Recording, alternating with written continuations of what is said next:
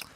Well, we'll talk to billionaire Grant Cardone, who's doing a really interesting show that I'll tell you all about, Undercover Billionaire, and we'll do that right after this.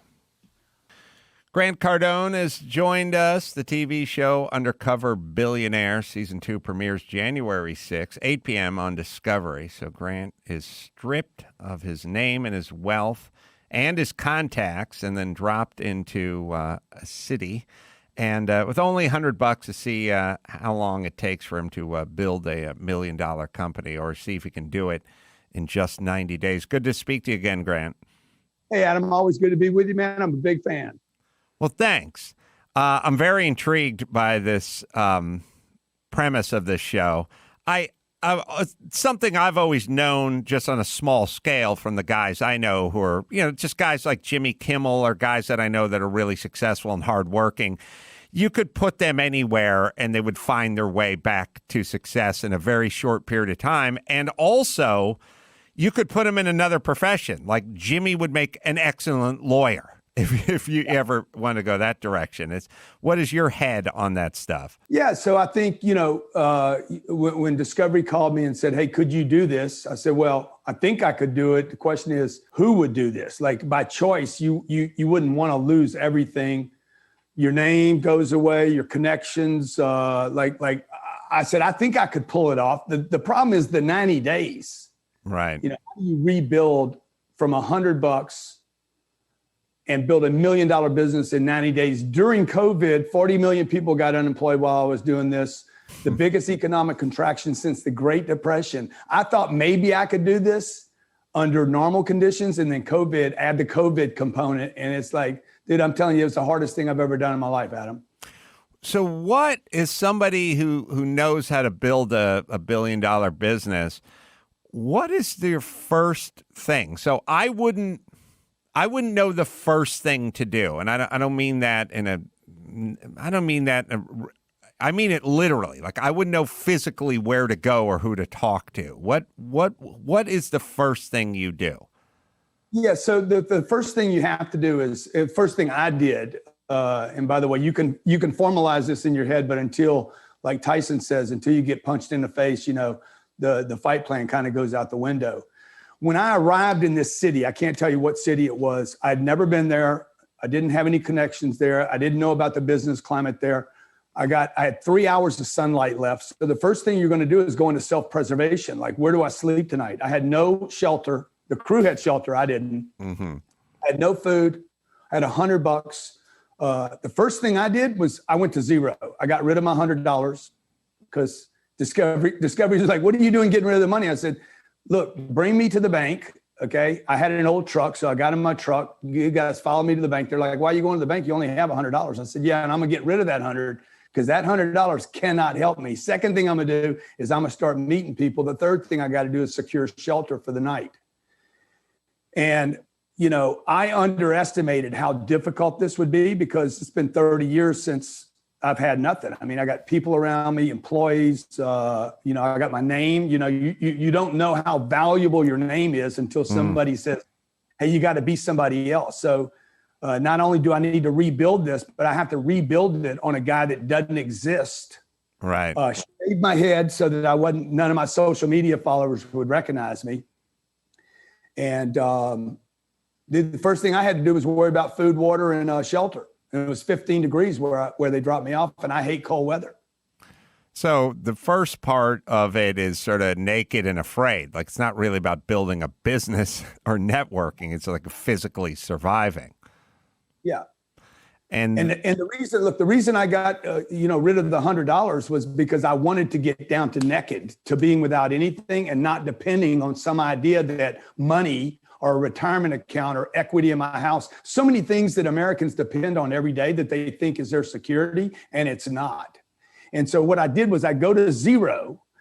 By me going to zero on funds, I had to reach out to people and make contacts. The first thing I wanted to do was start making contacts with able, capable people in that particular population of people that could possibly help me over the 90 days build something. Second thing is I was not interested in starting a new business, but tagging along somebody that already had some momentum in a business. I didn't know that 30 years ago. I know it today. You don't need to start from ground zero. You could find somebody that's already got some momentum in the marketplace. So I imagine your first move with no money and a shaved head is you got to be of service. You got to show up somewhere and make somebody who's got something think that it's a good idea to hook up with you. Yeah, look, I didn't go looking for a job. People are like, when are you going to get a job? I'm like, dude, I ain't getting a job. My goal is to get $1 million business.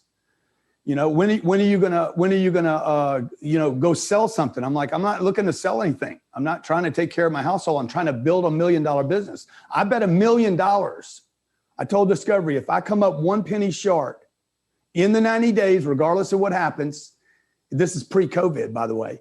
I said, I will put $1 million into this business in cash if I come up 1 penny short. So my goal wasn't to get funds. It wasn't to get a handout. It wasn't to get, there's the problem with the government. I think you and I would agree. The handout wasn't going to help me, dude. I didn't need $100, $500, or $1,000. I didn't need to sell tires or car. I needed to build $1 million business. And the only way you can do that is exactly what you said, to make contact and then start giving more service and solving problems of able people so that they would say, lend credence to me and say, hey, we're impressed with you, even though you don't exist as a human being, literally with a new name. Because of the value I provided people, hopefully they would want to do some other business with me and we could start a business. But you don't know that when you're hungry, you're cold, you're trying to hustle for a bed at night. You're in question constantly about, is this even going to work? I think the being of service part, that's the part where a lot of Americans sort of miss the train. So it's a kind of working for free and the being of service. So all the people I know who are unsuccessful only wanted to know how much you're going to pay me. I'll do this thing, but we got to talk about getting paid. All the successful people I know were willing to work for free, wanted to be of service. Their whole plan, and is my plan. It's kind of how I got into show business, which is like, I'm going to show up. I'm not going to ask for money. I'm going to prove myself to you guys. And you are going to say, I want this guy around. Where is this guy? 100%. So you showed up, you got on the stage, you performed, people laughed. People said, aha, let's get him back again. I never asked for a handout in the entire 90 days that I'm there. I never asked anybody to give me anything. Just give me an opportunity. By the way, that exists in America. The reason I did this show was to prove to people that the American dream is alive and well, regardless of the Democrats, the Republicans, COVID, pre-COVID, whatever excuse it is you have in your marketplace. The goal of this was for me to validate and prove to people the American dream is alive and well if you have a strategy and a commitment and you have urgency. And that is one thing that's really missing from people with these government programs is everybody's going to bail you out. So you don't have the urgency and the compression. Pressure makes diamonds. So people don't have this urgency and pressure to deliver in hopes that, hey, look, I'm going to find somebody that wants to build something that can actually provide me with financial freedom, not just a financial paycheck. Well, you said urgency, and it made me think of consistency as well. Like, it's one thing to show up and work for free one day or 5 days. It's another thing to do it for 6 months or a year. A lot of people slough off. You know what I mean? They're not getting what they want as fast as they think they should get it. And they kind of slough off. They kind of go away. And what would you say to somebody? So a lot of people are working jobs they don't necessarily like. Maybe it's not their goal or their dream, and they want to get into another business. They have to maintain their job because that's the way they put food on the table. What is the best way for that person to transition into this other business? Yeah, so what I do, and I do it on this show, is you'll see me basically use enforced urgency constantly on myself. Because of my platform, because of what I do for a living, I'm out there telling people the American dream is real and it's alive and you can make money, and I help companies grow their sales. I had a tremendous amount, not just my time and my money at risk, but I had my brand at risk. Like if this falls apart and I don't prove this, like it could crush my brand. So what I did was I enforced urgency on myself by staying broke all the time. Like even when I got money, I would get rid of the money as fast as I could so that I had to go make contacts.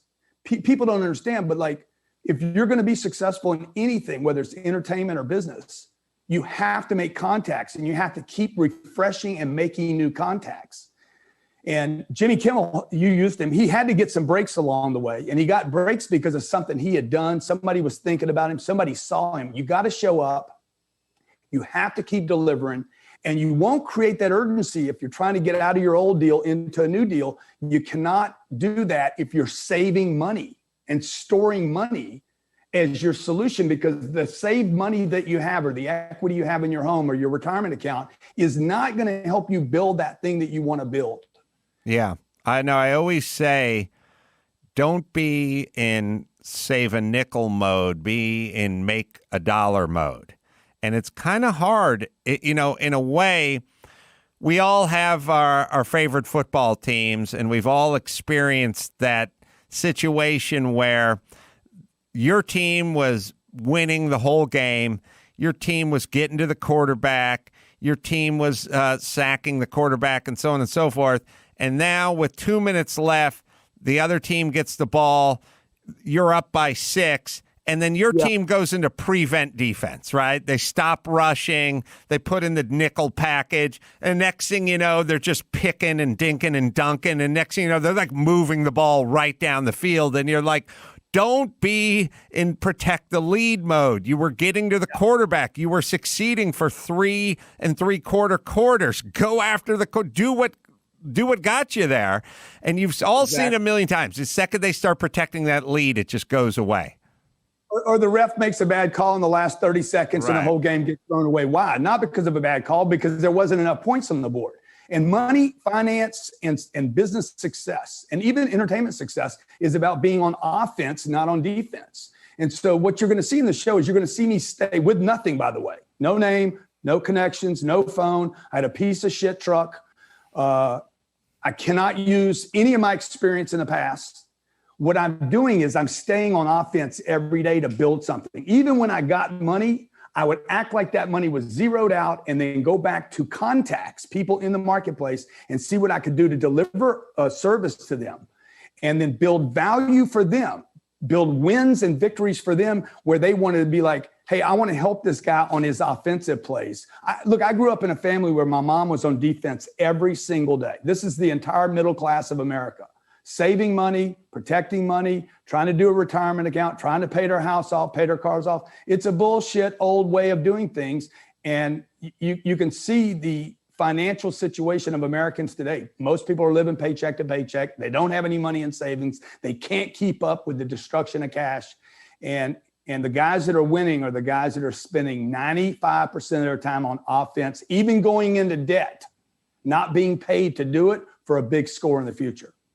Well, what most people don't realize is everybody is willing to break you off a piece if you're making their pie deeper.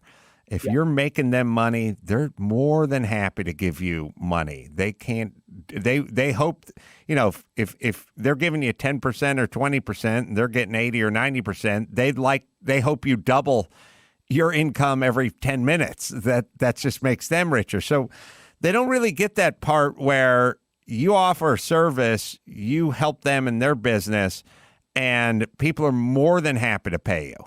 As a matter of fact, they don't even look at it as paying you. They look at it as you paying them because they're keeping 90% of it. And we're just not trained or educated to do that. We're educated in this country to save money. That was perpetuated by the banks. The banks are the winners when you save money. Right. When you invest and keep investing, you're at risk, but that risk is always going to pay off bigger, as you suggested. I'd rather 20% of an upside of something rather than a paycheck today that I'm going to spend, my kids are going to use, it's going to get blown. I want the upside of possibility rather than a paycheck today. Well, how did you get from where you started off to where you are and what you became? Let's kind of walk through your life story. So yeah, I grew up, my dad died when I was 10 years old. He was the provider in the family. He paid everything off. He did everything that the middle class is told to do. He was 52 when he died. It left my mom with 5 kids. Debt was paid, house was paid off, cars are paid off. He had some money from life insurance. My mom was having to sell the home that my dad had paid for the following week after his death. So I learned at a very young age, dude, just playing the reduced to zero on the debt and paying everybody off is not how you get freedom. Financial freedom is created not because you paid things off, but because you have new sources of income coming. You know, the adage was back in the day was cash is king. Truth is cash is trash. It's garbage. What you need is investments that pay you rather than you're working or not. Back to that conversation about you need to build something that pays you whether you're working or not.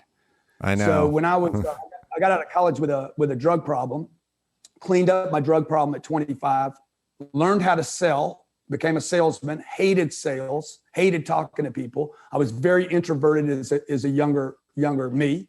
And I learned how to start talking to people and communicating. And every time I would sell something, if I got a $200 commission, I'd throw that $200 away and act like I didn't have any money. And I kept doing that for years until I felt comfortable to invest the money. My first investment was literally 100% of all my money in a piece of real estate that produced income. And so over the last 30 years now, going from a job that I hated, I turned that job that I hated into becoming very good at it and instructing other people and companies how to do that, and made some good investments along the way. And today, you know, rather than being $40,000 in debt, now I'm like $1 billion in debt. But I got a bunch of businesses that actually take care of me and my family, my charities, and about 500 employees. What did your dad do? My dad was he was a stockbroker when he died, but he had done sales. He owned a grocery store. He had sold life insurance, and then when he passed, he was a stockbroker. But it was interesting because on the weekends he would shop real estate with the family. So here's a guy selling stocks, looking at real estate. And I think that got kind of like dropped into me like, hey, the real gig is the real estate, real assets. Where are some it's sad that it's not really taught in our institutions or schools. I'm a product of this. I come from a family that had no idea what to do with money or what it was. Everyone sort of worked for the VA or government institutes and institutions and got paid a little bit of money. And then every conversation was, we don't have enough money for, here's why we can't do anything or have a new car. And that just seemed to be their lot in life, is to just wring their hands over money and not having enough money. They never spent 5 minutes thinking of a way to make more money. They spent all their time talking about not having money, and here's why we can't go out to eat, or here's why we can't do what we want to do. It's such a bizarre mindset. You sit around all day talking about why you can't do X, Y, and Z, and I know everyone wants to go on a vacation and wants to blah, blah, blah, but here's why we can't. But you don't carve out 5 goddamn minutes to go, well, how could I make more money? Exactly. Like a guy told me simply, hey, look, you can take your expenses to zero. You can't take them lower than that. Right. You can take your income as you can think. And unfortunately, the schools don't teach that. The schools teach adding and subtracting when we should be teaching multiplication and division, because the way to create wealth is through multiplication, not through adding and subtracting. And again, this benefits the banks. For instance, the house. People think buying a house is the way to create financial freedom. No one has ever created financial freedom because they bought and paid for a house, but it sure benefited the banks. And so I think people are starting to see right now, hey, something is incorrect particularly since 2008. Something is incorrect with our educational system on finances with so many people, well-intended, hardworking, people that are, doing the right things, supposedly the right things, that end up at the end of their life still going to a Marriott or picking their vacation because of the free breakfast program. Yeah. And the point. Well, as I'm sort of fond of saying, the people that are teaching your children, are already indoctrinated into this system. If you want to think of what is the opposite of an entrepreneur, the opposite of an entrepreneur is a school teacher. You get any place where you get tenure, you get in a union, you get X amount, you don't get rich, you get enough to live, but it's all guaranteed, and you make your deal with the devil. You get your health care, you get your days off, you get your summers free, you get a little stipend, you can live in a modest home or apartment, and then we have these numbskulls teaching our kids about finances. Well, of course they're not interested in it. They've opted out. They're not in the game. They have nothing to do. There's nothing. An independent truck driver has a lot more to do with finance in business than a school teacher does. And they're ashamed because they've all just fucking tapped out and taken the weak road. Everyone does, they're heroes. Bullshit. Most of them just went, this is a fucking easy way out. It's guaranteed. I'm never going to work more than a 35 and a half hour week. Fuck it. And that's what if you don't think it's going on, I'm in LA. My kids haven't been able to go back to school for 9 months because the teachers unions don't want to fucking leave their house, even though there's no danger. So these are the opposite of entrepreneurs. These people have nothing to do with the entrepreneurial spirit and would be the worst people on the fucking planet teaching your kids this subject. And by the way, that's why it's not taught. I'm sure of it. They don't even look at it like it's not even taught, right?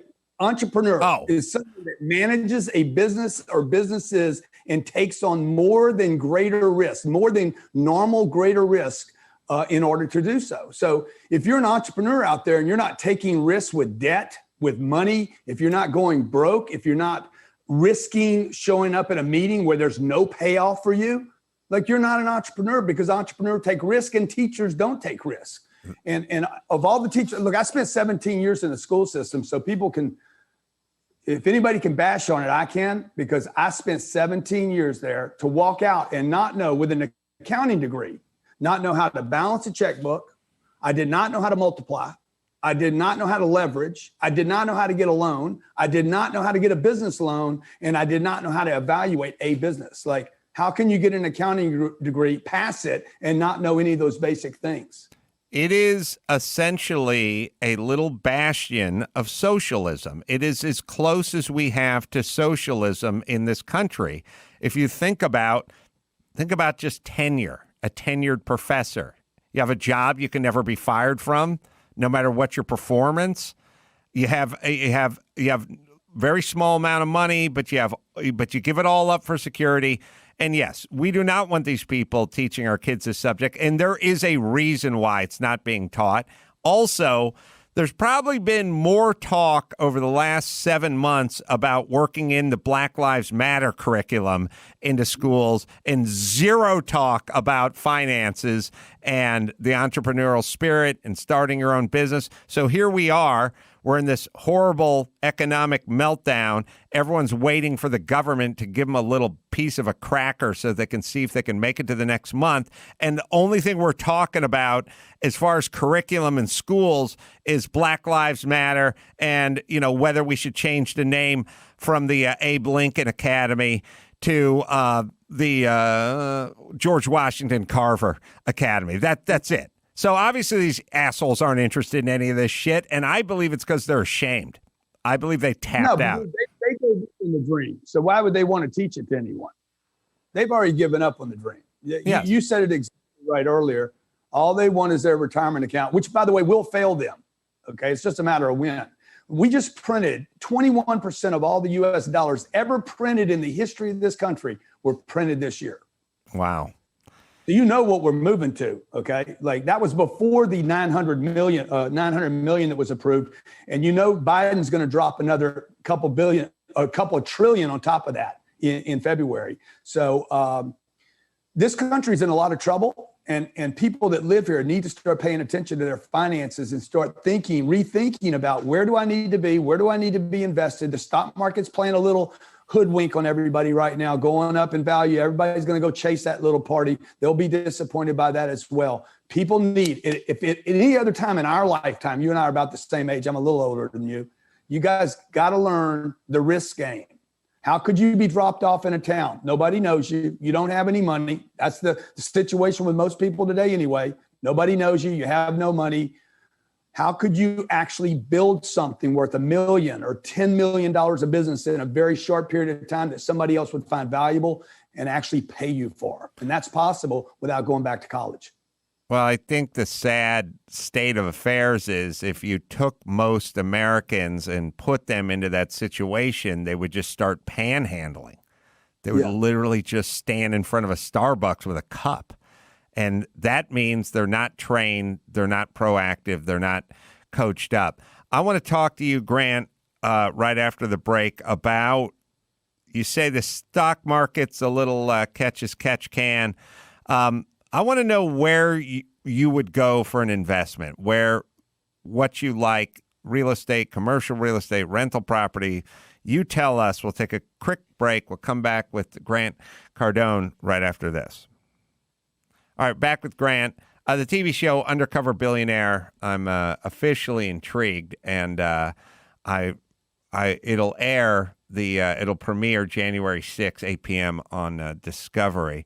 So, Grant, what is the best asset? What is the best place to put your money? What if people have something and they want to start investing? Where should they start? Well, I first thing I would do is I would invest in yourself. I mean, before I go to an investment, you got to improve your own abilities, your ability to speak to people, communicate with people, make contact with people, move through your fear to actually go into society and meet people that are able, not people that agree with your bullshit. Like you got to learn how to talk to people that have more than you do. And I wouldn't stop at people that are millionaires. I would see what you could do. Like I learned this lesson the hard way. Never take advice from a millionaire. Okay. They're the fucking worst people to take advice from because they're in the conservation mode. They got their little fucking piece of cheese and now they want to conserve it. And they actually never create financial freedom for themselves. They're greedy people. They're just worried about paying off their shit. I would go reach to the people that are risking in your community, that are risking money, taking on debt, trying to hire people and grow things, because those people can help you. So first, I'd invest in myself. Second thing, if you're starting a business, keep reinvesting in your business. The third thing I would invest in today, and I got 7 businesses here, 6 of them fund themselves. We continue to invest in advertising and making the people here better. Any money left over, and this is how I'm going to answer the real question you're asking me, is I would invest in commercial rental real estate in America is going to boom for the next 10 or 15 or 20 years. We're going to become a renter nation. America will look more like Europe in the future than it does America in the past. People will not own homes in the future. They will rent where they live, and anybody that owns rental property will make fortunes in the future. Real assets, not paper assets. Take paper, pieces of paper that they pay you, they give you a check or make a deposit at the bank. Take that and convert fiat paper, US dollars, convert that into real assets and leverage them. Do you think some of this is connected to a kind of a new world order, which is a lot of people talking about not owning a car? They'll just use Uber, and you won't actually use cash for anything. You'll just use your Uber Eats and the Grubhub, and everything's a kind of digital currency and no more. So, when I grew up, there was like a pride of ownership. You wanted to own that car. You wanted to own that house. People thought that house is paid for in full was a big deal. He owns that car outright. He's done making his payments, or he bought it in cash. But young people, they just want experiences and they'll just sort of pay for it. So they'll do their Uber and so that totally makes sense in this new world order where nobody really wants to own anything. And also they want the freedom. Everyone wants to just get up and leave. If you want to move or go to Europe or whatever, they just want to get up and leave. So it makes sense that everyone's just going to be renting, and not renting necessarily because they're poor, just renting because that's the way they choose to spend their money. Number one, it'll be a choice. Number two, it'll be economics that force this. So if you're young, if you're 20 years old and you want to go start a business, don't invest any money in a house. Invest money in the business. Okay. Warren Buffett's owned one home his whole life. Right. Elon Musk sells PayPal, walks away with $180 million. He reinvested all of it, not part of it, all of it, and took on debt and rented a house. He literally could not buy a house. He went all in. And so I would tell people, yes, use out of choice. Do not own anything if you can. I wouldn't own my clothes if I didn't have to. Get somebody else to pay for them, use them, throw them away, and go get another set. And just use until you create wealth. And then if you want to waste money on homes and cars and yachts and helicopters, do it. But wait until you got so much money that you're like, I need to get rid of the money because it's garbage. I'd rather waste it on a depreciating asset. Where, other than your books, and I should give a plug because you've got 8 business books, including 10-Time Rule, the only difference between success and failure. 10X rule. Oh, sorry, 10X. Come on, man, get on the game. X, I always go time. Sorry, but I'm a product of LA Unified School District. Talking about this, anybody that wants, I wrote a little pamphlet called The Millionaire Booklet. Okay, it's 38 pages. I think it's 38 pages. I mean, it's simple. It's a little tiny book. I'll send it to anybody in your that listens to your podcast for free. Really? How should they GrantCardone.com/free books. Say it one more time. GrantCardone.com/free books. And what's in that pamphlet? That pamphlet it's going to teach you the 3 things you have to know about money: how to get it, how to keep it, and how to multiply it. And again, I feel, you tell me if this seems right. I think there's a certain amount of shame around money. I felt like my family, and kind of back to my school teacher premise, but my family realized that they weren't good at making money and they felt a little bit of a shame about it. And then it takes on its own energy. And once it takes on its own kind of negative energy, then it becomes like sex or something. Like, we don't talk about that. We don't bring that up. Like, we don't discuss that at the dinner table, but a lot of it was shame-based. Like, they weren't successful. They weren't thriving. They were constantly talking about what they can't afford and how they don't have enough money.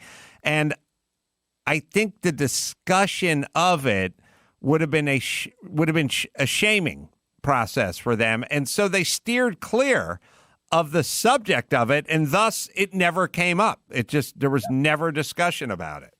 Yeah, and I mean, look at the stuff that we're taught. Money won't make you happy. Anybody, like, I hear all this crazy shit. Money won't make you happy. Be grateful for what you have. Money is not, money's the root of all evil. It is a bit shame-based, and it's also got hate in it. It's like anybody that has it did something wrong to get it.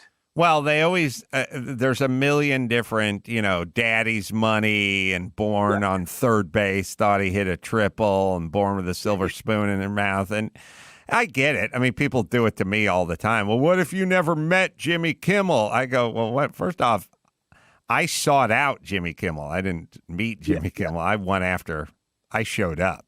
Did Jimmy help you? Jimmy help you some kind of way? Yeah, Jimmy was working at a radio station, and I showed up at the radio station, and we became friends, and he helped me. But also, did Jimmy give you money? Did Jimmy give you money? No, Jimmy gave me opportunity. Exactly. Jimmy didn't have money. Yeah. Jimmy but he had opportunity. He had opportunity. He had experience, and he was able to share that with me. But he never gave me any money. I never asked for any money. I didn't. What was I going to do with money? I needed a job. Like, I needed opportunity. I needed experience. That was what I needed. I never even thought about the money. I didn't even charge. I just worked at the radio station for free for at least a year. I didn't even ask for money. I always kind of knew that whatever I was going to ask for wouldn't have made a difference anyway. I had a friend of mine. So one of my poor friends from the neighborhood who was, how much an hour and money, and you got to pay me. I don't work for free and all that shit. I worked for free for the radio station for about a year. And then they said, we're going to pay you at some point. They said, we'll start paying you. And they said, we'll pay you $50 a bit. So you come in, you do the morning show, you do 2 or 3 bits a week, and you make $100 or $150 a week.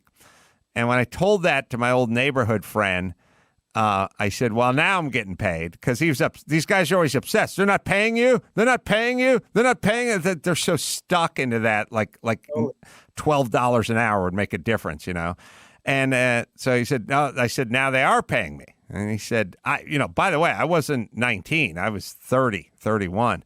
And he said, how much they paying you? And I said, $50 a bit. And he was like, are you kidding me? $50 a bit? That's nothing, whatever.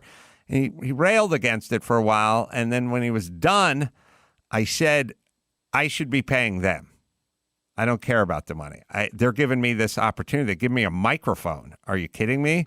And, a year and a half later, I was making hundreds of thousands of dollars doing radio. So I knew what's the difference between $50, $75, $200? What's the difference? There's no difference.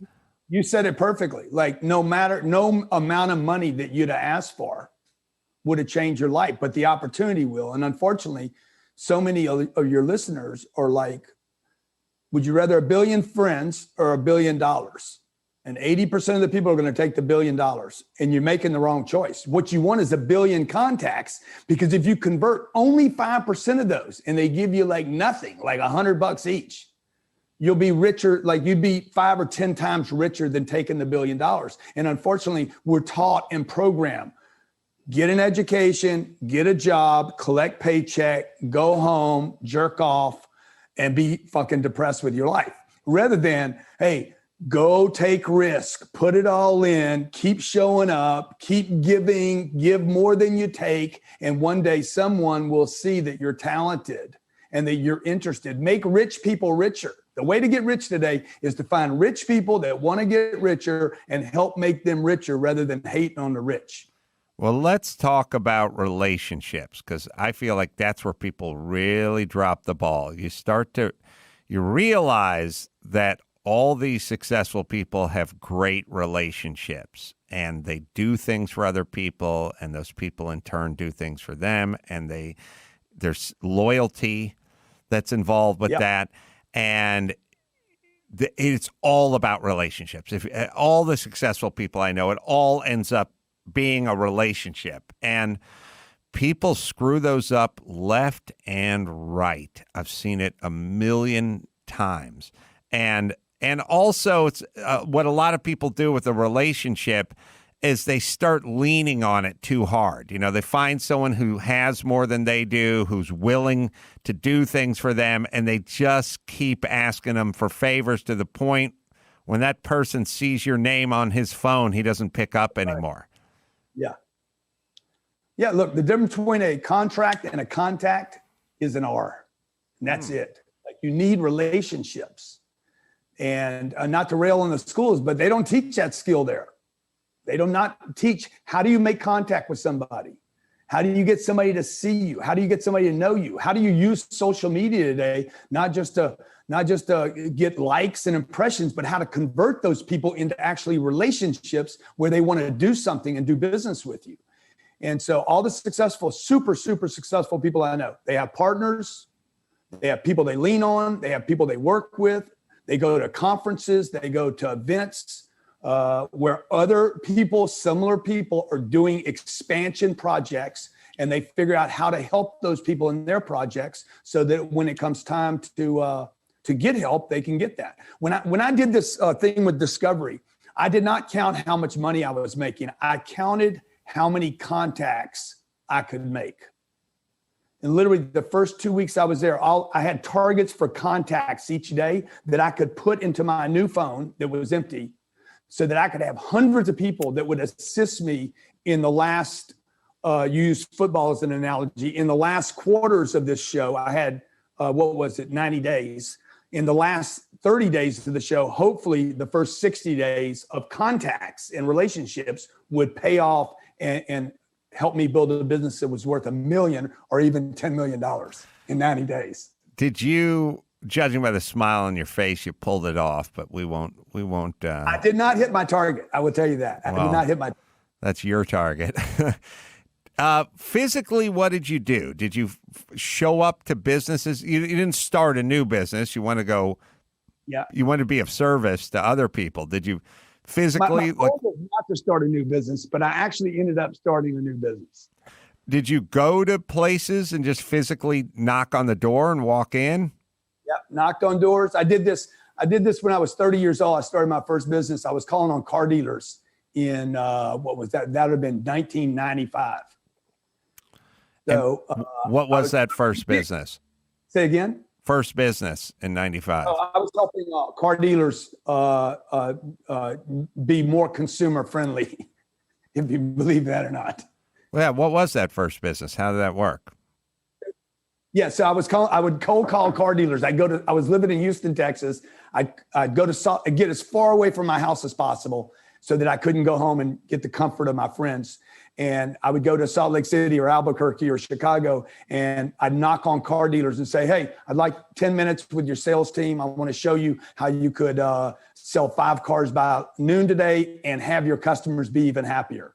And some small percentage of car dealers would listen to me, and they would pay me later to do that. But so basically the first thing I did was offer a free service, exactly what you said. Let me show you how I can make you more money. And they would then hire me later and say, hey, we love what you're saying. We love what you're doing. We want to change the way we do things. And I became, I actually built a business cold calling 250 days of the year on the most brutal audience in the world is car dealers. There is no audience harder. Yeah, the salesman. I can tell you, a lot of this we're talking about, a lot of it just gets back to delayed gratification. So the guys I grew up with, they wouldn't leave the house unless you paid them. I mean, you needed to pay them. Now, $9 an hour, $12 an hour, but they needed to get paid. They wouldn't work 1 hour for free. For free. And the folks that I know that are successful were willing to delay their gratification. And here's the other thing that I don't think people talk about. When they do those little experiments to see if the kid's going to be successful or not, and they go, I'll give you 5 M&Ms right now, or I'll give you 10 M&Ms tomorrow if you wait. Well, of course, the successful kids wait for the 10 M&Ms. But the thing about business, and especially show business, is the deal is I'll give you 5 M&Ms today, or 10 M&Ms tomorrow, or possibly no M&Ms tomorrow, because that's the thing. It's all blind. I mean, when I say delayed gratification, well, that suggests that you're getting 10 M&Ms tomorrow, and you could wrap your mind around that. You could talk people into that. Business, your business or show business or anything is like, come back tomorrow, give up the 5 today, come back tomorrow. You may owe me 5 M&Ms when you come back tomorrow. Right. You have to make that deal. You got to wrap your mind around that. And that's the tough part. If you told everybody, work for free for a year and I'll give you $1 million at the end of the year, well, then everyone would do it. Not you, but everyone else. But see, it's what you said earlier, which I think is a huge takeaway here. It's like no amount of M&Ms that you get today can change your life or improve your life. Like your buddy that wants the $12 an hour, it doesn't change your life, man. You're better off taking nothing. People will pay you more if it's free and give you a donation. Shoe shine. If you want to shine shoes, do it for free and leave it up to the customer to give you a tip. Right. I guarantee they'll tip you more than they'll pay for it. Oh, we had a little bad connection there, but no, it's a very good point. If you say to somebody, shoe shine, $13, the person's going to go, $13, I could go up the street and do it for $9. If you go, I'll give you a hell of a shoe shine. When I'm done, if you think it's a hell of a shoe shine, then you just pay me what you think it's worth. You'll get $25. Dude, that works for blowjobs too, by the way. That's a good note to go out on, Grant. I will be watching the show, by the way. Undercover Billionaire Season 2 is going to premiere again. You crying like a little bitch in the clip. Wait, sorry. Say it again. Oh, man. Sorry, Grant. our internet is breaking up as you're saying, crying like a little bitch. So, it's your LA mayor. It's the mayor of LA mayor. Ugh, Garcetti. Ugh. Ugh. God damn. I hate that little bitch. You're exactly right. Grant, our internet's getting choppy, so I'm going to bid you adieu, but I'll give you a plug. Okay. Thanks, man. Have you back soon. Thanks for hanging out. Again, Undercover Billionaire Season 2, January 6th, 8 p.m. on Discovery. All right. Last but not least, Simply Safe. Want to keep your home safe. And what about break-ins? What about fire? What about flood? What about medical emergencies? Simply Safe Home Security, award-winning, 24/7 protection. No long-term contracts, hidden fees, or installation costs. And you can get a free home security camera when you purchase. It's Simply Safe System. When you purchase a Simply Safe system, it's simplysafe.com/Adam. All right, Naples, Florida, coming up off the hook, January 16th, 17th. Come on out and do some stand-up. Ace Awards. The 2020 Ace Awards coming up tomorrow, my favorite show of the year. And Burbank Pickwick Bowl, the 23rd. Go to AdamCarolla.com for all the live show and events and where we're going to be. I am going to be traveling, and I am going to be doing live shows, so come check that out. And until next time, it's Adam Carolla for Grant Cardone and Gina Grad and Bald Brian saying mahalo.